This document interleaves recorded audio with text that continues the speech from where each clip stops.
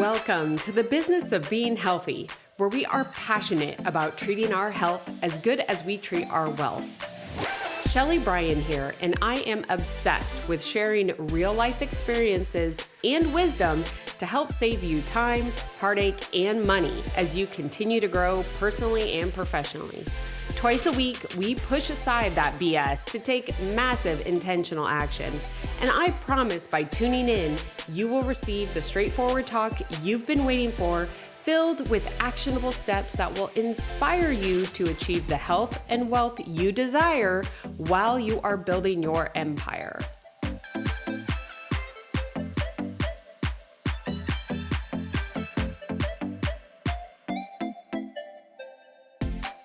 I'm so glad that you are joining me today for this episode, because this is one that is truly, I think, not talked about enough. So of course you're going to hear it here. But the other thing is that this is something that high achievers, men or women, we struggle with. And sometimes it's like, how do we handle this? What do we do? And it can create a lot of frustration. It can create a lot of anger. It can create fear.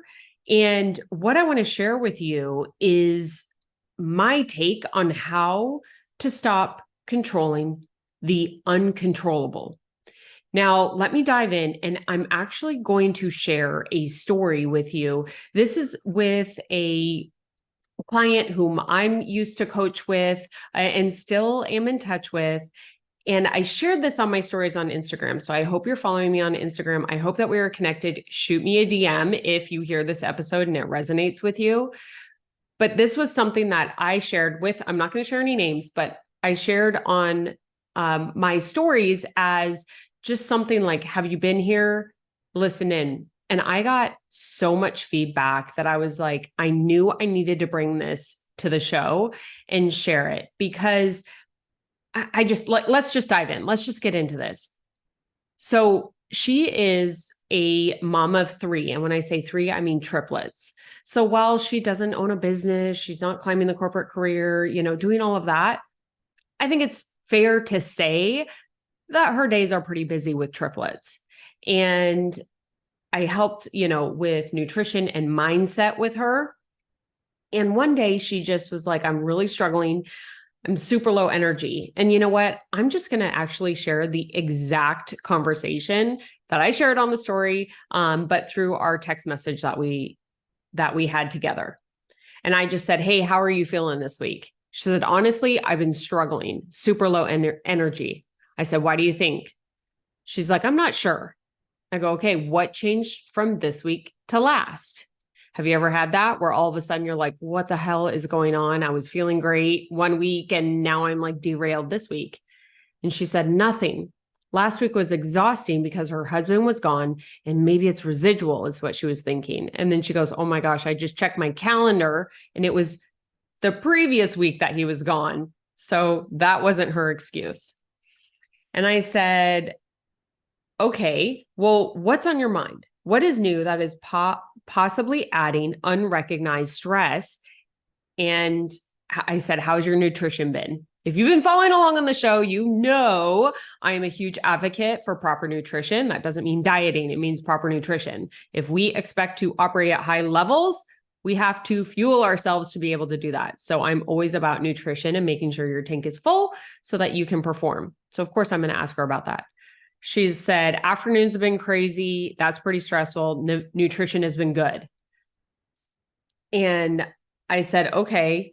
She sends me this meme of like a mom trying to do like, how even mom and or business owner, you are like squirrel and you do like 15 things in a matter of 5 minutes and you didn't finish one thing, but you keep going and going and going. And she said, this is pretty accurate. And I'm like, all the more reason to focus on you. And she goes, I think the afternoons are my struggle. I pick up the kids at 2:45 and then it's a mad dash to get homework done before activities start. Each kiddo needs help and there's only one of me. Then after activities, it's rush to dinner, showers, etc. I hate it. So she said, each kiddo needs help and there's only one of me. If you don't have kids, but you have a team that you're managing, you could see the comparison here, right? each person needs something from her, and there's only one of her. And I said, I totally get it. I said, what can you control in your afternoons? That was my question to her. You notice I'm not sharing like what she should do. You should do this. I'm trying to help her see it. And this is where so much of our success is not only tied to our health, but it is tied to our mindset. So again, my question to her was, what can you control in your afternoons? She said, that's the tricky part. There's a lot more I can't control. I have been having the dinners figured out and mostly ready before picking up the kids after school. I can't control their moods, how much homework they have, how long it takes them to get through it, etc. That's what makes it stressful. So again, notice all these different things. You can't control the mood of your team. You can't control how fast they complete a project or a task. So my question again was, what can you control though? And her response, spot on. I can control my reaction to these things. I said, exactly. When you feel out of control, it means you're trying to control things that you do not have control of. I go, even with your kids, you can really only control you. Now sit with that for 1 second before I finish this out. I'm reading this text verbatim. Okay. And again, if you were on my story, you could have read it too, because she let me share it. Of course, I had her name for privacy reasons, but I love that she said, I can control my reaction to these things. So when you feel like things are out of control, you're trying to control things that you never had control of in the beginning. And even with our kids, you really can't control them, right? So if you are a team leader, right? If you're running a business and you have a team, or if you're a manager in an organization and you have your team, you really can't control them, right? You can't. I mean, sure, you can set up boundaries, you can set up workflow orders, you can create SOPs, but at the end of the day, it's not like you can sit there and make them do all these different things. And so her response was, so I just need to accept my afternoons are stressful. My response, in reality, life is stressful. It's hard to change that, but you can change how you show up for it. Are you going to let it create your mood, or are you going to create the mood in the stressful situations? No way am I saying this is easy, but it is a choice, and you have full control over your choice and how you decide to show up in any situation. Literally verbatim what I sent her. So let's dive into this for a minute. And maybe you're sitting here like nodding your head too. I've been through this. This is the only reason why I am able to help her work through this. This is one of the topics that I speak on when I speak in front of any audiences, is because so often we want to control things that we do not have control of. And, you know, I guess buzzkill or the answer is you. You truly only have control over you in any situation. And so when you're going throughout your week, and maybe you look at your week, I look at my week on Sunday and I try to plan it out. Of course, you know, planning some things, I have wiggle room for when things explode. With running businesses, a construction business, to kids, to animals, it never really goes as planned. But when I start feeling out of control, when I'm like, what the hell? Like, this is ridiculous. I can't believe this. And I'm trying to figure out what's going on in my day. Like, why am I getting so anxious? Why am I getting so angry? Why am I getting fearful of events that are going on? It's that feeling of out of control. And of course, right? Like, I'm calling out us control freaks. Of course I am. We're the ones that are trying to achieve great things.